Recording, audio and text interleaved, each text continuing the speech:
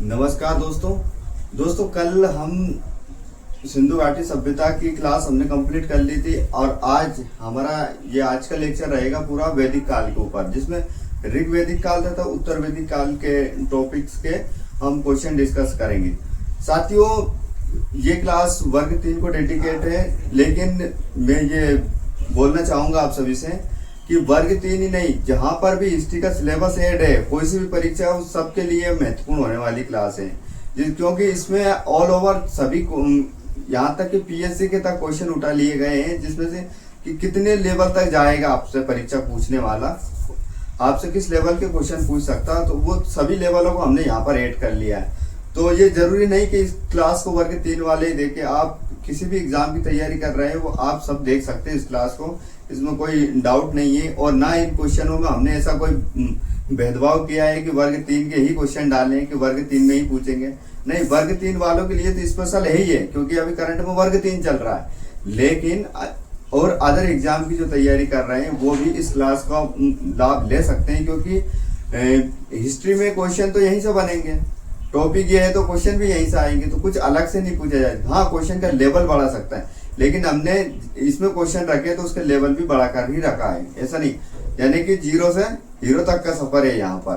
तो एकदम बेसिक से एडवांस तक के क्वेश्चन है, तो आप आराम से इस क्लास को देख सकते हैं, कोई दिक्कत नहीं।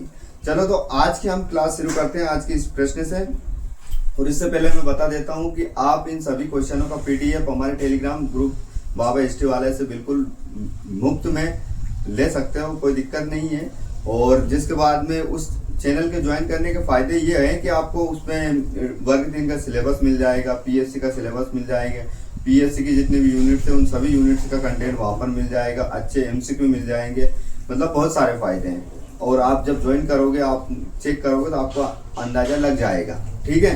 तो आज का हमारा पहला क्वेश्चन यहाँ से शुरू होता है। पहला क्वेश्चन है कि उत्तर वैदिक काल के प्रमुख देवता कौन थे, यानी कि उत्तर वैदिक काल, ऋग वैदिक काल का नहीं है ये क्वेश्चन, है उत्तर वैदिक काल के, यानी क्योंकि उत्तर वैदिक ऋग वैदिक काल और उत्तर वैदिक काल दोनों के मिक्सअप क्वेश्चन है। तो आप हमें बताना है, क्या बताना है, उत्तर क्या पूछ रहा है, प्रश्न क्या पूछ रहा है कि उत्तर वैदिक काल के प्रमुख देवता कौन कौन है। तो उत्तर वैदिक काल के बताओ देवता कौन कौन है। ऑप्शन है ब्रह्मा यानी ब्रह्मा प्रजापति, विष्णु शिव यानी रुद्र, दूसरा ऑप्शन है इंद्र अग्नि सोम, तीसरा ऑप्शन है हनुमान जी, और चौथा ऑप्शन है प्रकृति। उत्तर वैदिक काल में किसकी पूजा होती है, ये हमारा प्रश्न है, बताइए उत्तर। तो इसका उत्तर क्या आएगा।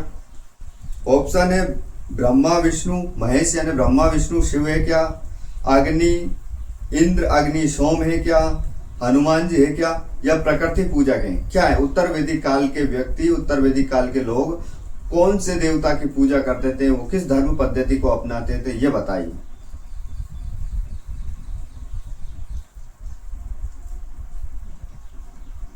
देखो, अब मैं इसका ऑप्शन बताता हूं। उत्तर वैदिक काल के प्रमुख देवता थे ब्रह्मा यानी कि प्रजापति, विष्णु यानी शिव, और विष्णु और शिव यानी रुद्र, यानी कि ये 3, यानी कि ऑप्शन नंबर ए इसका आंसर होगा। अब मैं थोड़ी देर के लिए समझो, जैसे कि ऋग वैदिक काल के अगर हम देवी देवताओं की बात करते हैं, ऋग वैदिक काल में सबसे प्रमुख और महत्वपूर्ण देवता होता था इंद्र, जिसको युद्ध का देवता या दुर्गों का तोड़ने वाला देवता माना जाता है, यानी कि इंद्र की सबसे ज्यादा पूजा करते थे, इंद्र की आराधना करते थे और इंद्र को बलि देते थे। बलि के रूप में वो अनाज दान करते थे, जो उनके खाने पीने की वस्तु होती, जो इंद्र को समर्पित करते थे। इंद्र के लिए वो अन्य अनेक प्रकार के यज्ञ भी करते थे। लेकिन धीरे धीरे यहाँ पर परिवर्तन होता है, और परिवर्तन होने के कारण आता है उत्तर वैदिक काल। उत्तर वैदिक काल में धर्म व्यवस्था थोड़ी परिवर्तित होती है, और परिवर्तित होने के कारण यहाँ पर 3 देवताओं का रोल महत्वपूर्ण हो जाता है, जिसमें सबसे पहले देवताओं का वर्णन मिलता है किसका, शिव का, और फिर मिलते प्रजापति यानी ब्रह्मा, और पालन करता यानी कि विष्णु का। इन तीनों देवताओं की प्रधानता हो जाती है, जिसमें ब्रह्मा विष्णु और महेश, इन तीनों देवताओं को पूजा जाता है। तो अगर हमसे पूछा जाए कि ऋग वैदिक काल में देवता सबसे प्रमुख कौन था, तो ऋग वैदिक काल में सबसे प्रमुख देवता हम बताएंगे इंद्र को। लेकिन अगर बात करें वहीं उत्तर वैदिक काल के प्रमुख देवताओं की, तो उत्तर वैदिक काल के प्रमुख 3 प्रधान देवता हो जाते हैं, ब्रह्मा विष्णु महेश। आ गई बात समझ, तो ये इसका आंसर रहेगा। अब हम बात करते हैं नेक्स्ट क्वेश्चन की। नेक्स्ट क्वेश्चन क्या है, कौन सा वेद वेद त्रय का भाग नहीं है, यानी कि 4 वेद हैं। अब इन 4 वेदों में से हमें ऐसा कौन सा वेद है उसको छांटना है जो वेद त्रय में शामिल नहीं है, यानी कि उन तीन वेदों से वेद त्रय बनी, तो उस 3 वेदों की वेद त्रय में कौन सा वेद शामिल नहीं है। तो ऑप्शन सुनिएगा, ऑप्शन है ऋग्वेद, सामवेद, यजुर्वेद और अथर्ववेद।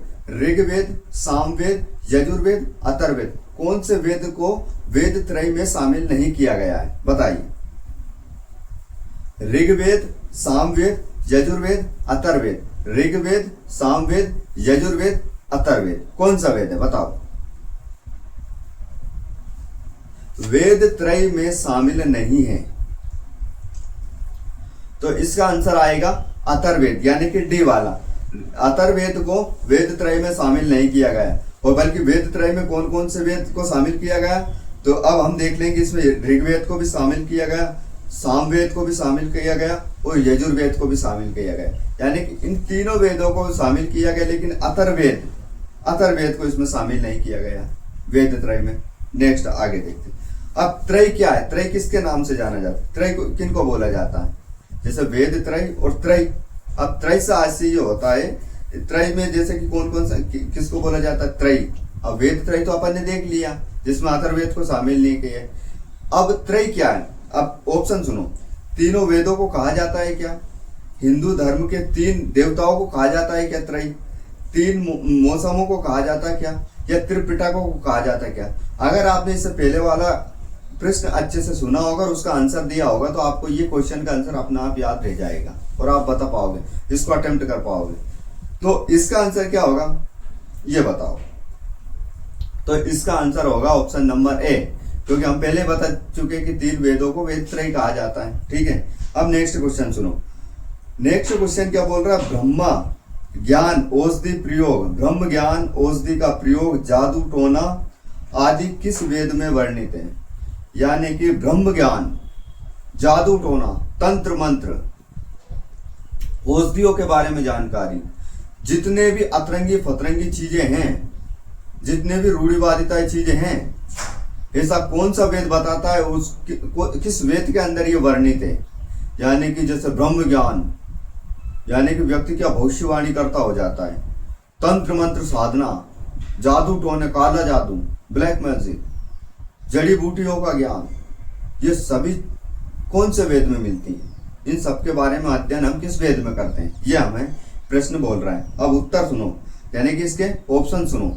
ऋग्वेद में मिलता है क्या, सामवेद में मिलता है क्या, यजुर्वेद में मिलता है क्या, अथर्ववेद में मिलता है क्या, किस में मिलता है बताओ। जादू टोना, ब्रह्म ज्ञान, औषधियों की जानकारी कौन से वेद में मिलती है। तो इसका आंसर आएगा साथियों, तो इसका आंसर क्या आएगा बताओ।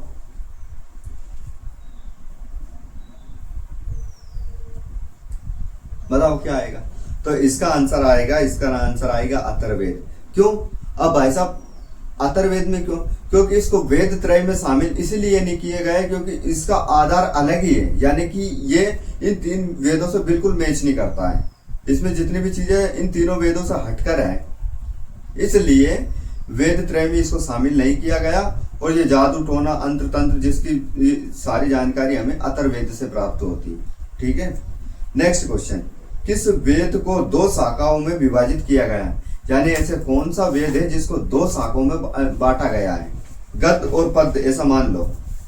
ऐसा कौन सा वेद है जिसको 2 शाखाओं में विभाजित किया गया, गद्य और पद्य में, बताओ। ऋग्वेद है क्या, सामवेद है क्या, यजुर्वेद है क्या, अथर्ववेद है क्या, कौन सा वेद है। ऋग्वेद है क्या, सामवेद है क्या, अथर्ववेद है क्या, कौन से वेद को शामिल नहीं किया गया। ऋग्वेद, सामवेद, यजुर्वेद, अथर्ववेद, कौन से वेद को शामिल नहीं किया ये बताना।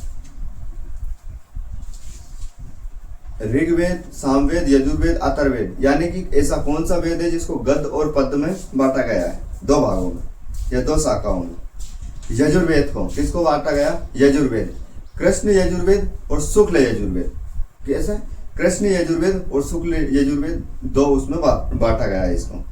तो ये इसका आंसर सी होगा। नेक्स्ट क्वेश्चन क्या पूछ रहा है, किस वेद में यज्ञ के सूत्र हैं। यानी कि ऐसा कौन सा वेद है जिसमें यज्ञ के सूत्र यानी मंत्र मिलते हैं, यज्ञ के कर्म कांडों के बारे में जानकारी मिलती, यज्ञ के विधि विधान की जानकारी मिलती, यज्ञ में किस चीज की आहुति दी जाती